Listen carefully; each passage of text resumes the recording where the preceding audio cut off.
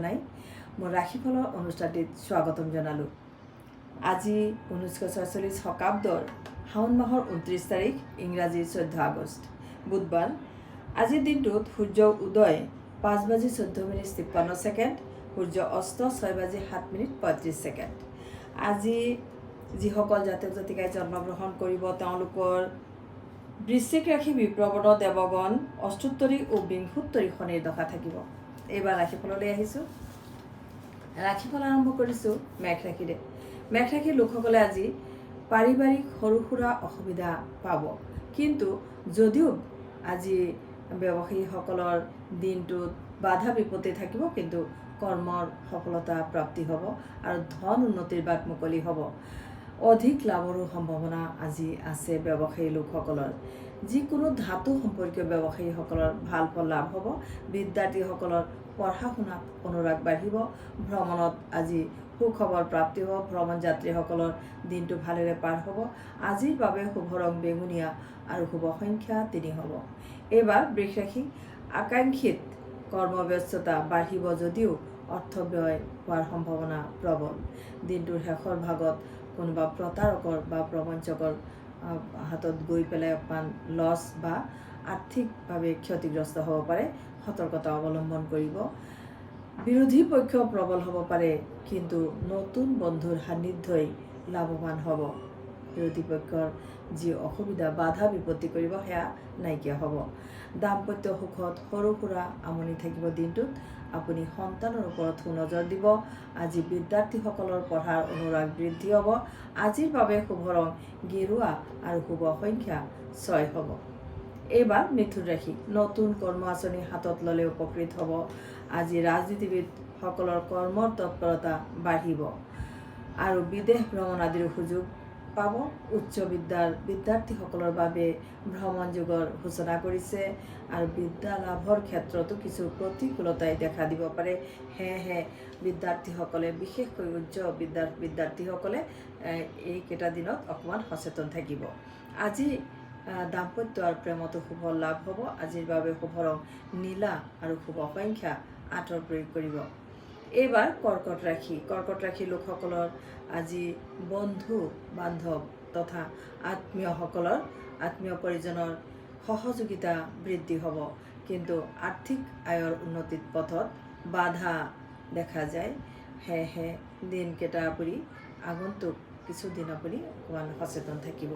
সৰু সুৰা মন্দিৰ তথা ধৰ্মস্থান আপুনি দৰ্শন কৰিব পাৰে, পৰিভ্ৰমণ কৰিব পাৰে। তেনেহ'লে আপোনাৰ মনৰ যি নেতিবাচক শক্তি সেয়া ইতিবাচক হ'ব আৰু আত্মবল বৃদ্ধি হ'ব। আজি বিদ্যাৰ্থীসকলৰ মনোকামনা পূৰণ হ'ব।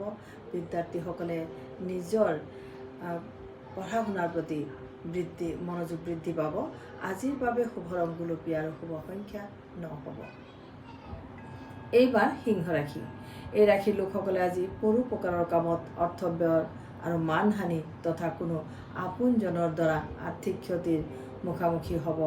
দিনটোত যথেষ্ট পৰিমাণে আৰ্থিক খৰচান্ত হ'ব পাৰে। সেয়েহে দিনটোত অকণমান সচেতন থাকিব। প্ৰেম প্ৰণয়ত আজি মতৰ অমিল বা মনোমালিন্য হ'ব পাৰে। দাম্পত্যত সৰু সুৰা ভ্ৰমণ আছে। আজি সন্তানৰ কিছু সুখবৰ প্ৰাপ্তি হ'ব। সন্তানৰ কাৰণে ভাল দিন দেখা যায়। বিদ্যাৰ্থীসকলে পঢ়া শুনাত মনোযোগ বৃদ্ধি কৰিব। আজিৰ বাবে সোণালী ৰং আৰু শুভ সংখ্যা 1 প্ৰয়োগ কৰি দিনটো শুভ কৰি তোলক। এইবাৰ কন্যা ৰাশি। আজি এই ৰাশি নিবনুৱা জাতক জাতিকাসকলে নতুন কৰ্মৰ প্ৰতি মনোযোগ দিব। কৰ্ম সফলতাৰ বাবে দিনকেইটা আপোনাৰ ভাললৈ পৰিৱৰ্তন হ'ব। চাকৰিয়াল মহিলাসকলৰ বাবে দিনটো কিছু পৰিমাণে কষ্টদায়ক হ'ব পাৰে।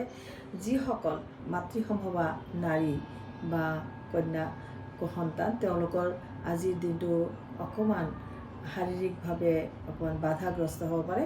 সেয়েহে সন্তান সম্ভাৱিতা মাতৃসকলে অকণমান যত্ন ল'ব। নিজৰ খাদ্যৰ প্ৰতি সচেতন থাকিব।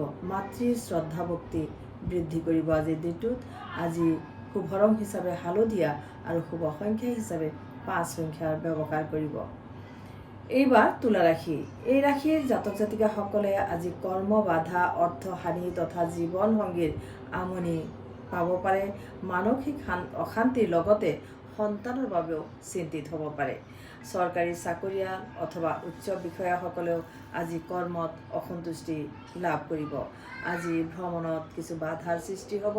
সৰু সুৰা আপুনি আৰ্থিক ক্ষতিগ্ৰস্ত হ'ব পাৰে, সৰু সুৰা মনোমালিন্য হ'ব পাৰে, মানসিক অশান্তি বা সৰু সুৰা অসুস্থতাৰ আজি কাৰণ হ'ব পাৰে ভ্ৰমণ যাত্ৰীসকলৰ। সেয়েহে ভ্ৰমণ যাত্ৰীসকলে সচেতন থাকিব।